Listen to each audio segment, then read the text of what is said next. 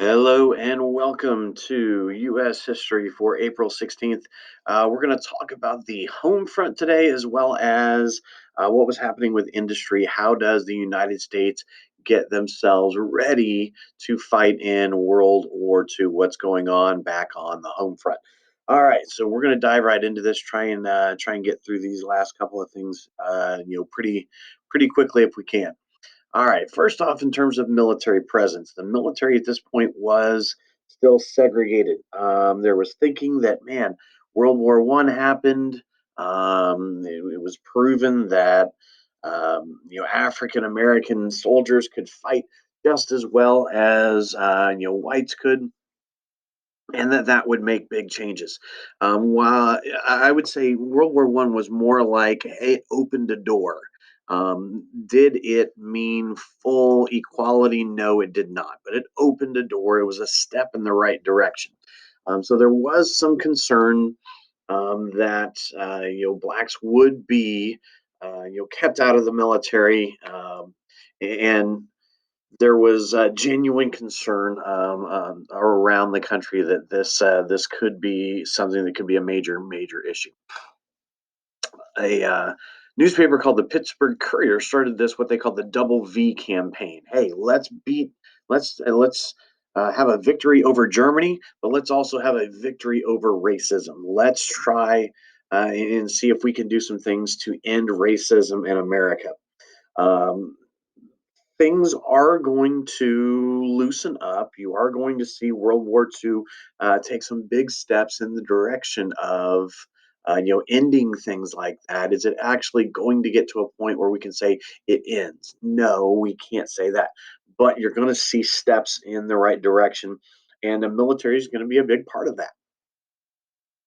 One way was the Air Force creating what was called the Tuskegee Airmen. This group of individuals right here was some of the best pilots that flew during World War II. Uh, Flew 200 plus missions, never lost a person, never to an enemy aircraft. It was remarkable what their record was. Racism was not only going to be there for African Americans. It was really any sort of minority group was going to see this, but specifically groups that were going to be from the opposing side.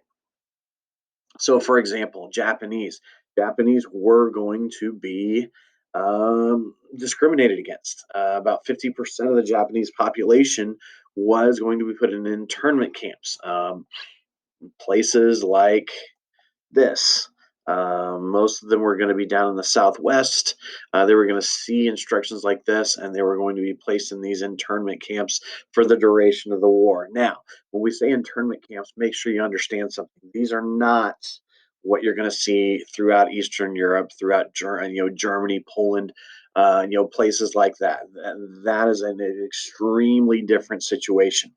Were people held there against their will? Yes, they were. Were there the death camps that you had from the Nazis? Certainly not. So, bottom line here is there was a lot of Japanese that wanted to fight for the American cause. And if you were considered second generation, meaning that you were born in the United States, then you were able to join the army. Now, some of those units were specifically going to be kept out of hot spots, but the ones that did get into action were some of the most decorated units that you're going to find in the war. Another group that does play a major role are going to be Native Americans, what are called the Code Talkers. These gentlemen over here, the Code Talkers, were basically people that were going to be on the radio. They were going to intercept enemy transmissions, and they were going to be very adept at breaking their codes. They had their own code, which was simply the Navajo language, but it was a code that was never able to be cracked by the enemy. Women did also play a major role in the armed forces, a much bigger role, like we said in World War One. Okay, got your foot in the door.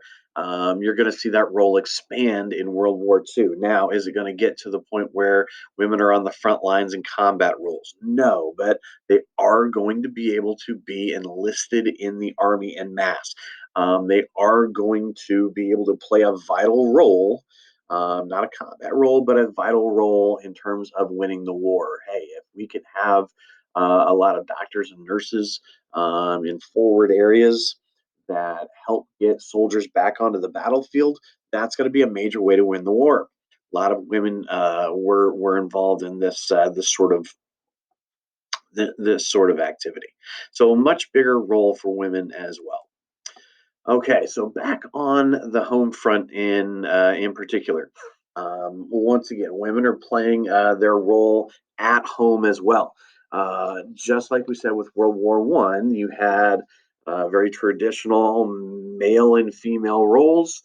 The men went to war, and now women had to step into what was generally considered traditionally a more male-dominated role, working outside the house. World War One was over, and it was easier for the women to be pushed out. After World War Two, that's not going to be quite as easy as it was the first time around. So they're once again going to be pressed into service, working in factories, and this is where just like with World War One, that propaganda is going to come back into play. Things like Rosie the Riveter, okay, a very very famous piece of propaganda. Rosie the Riveter, we can do it. Hey, let's all do our part.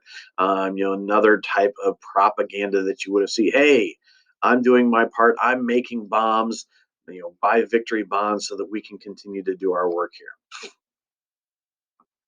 What's going to ultimately change is that after World War II is over, you're it's not going to be, hey, you know what? Now we're going to push all the women out of the workplace. That's not going to happen again. That door has been flung all the way open, and you're going to see a lot more women working outside the house after World War II.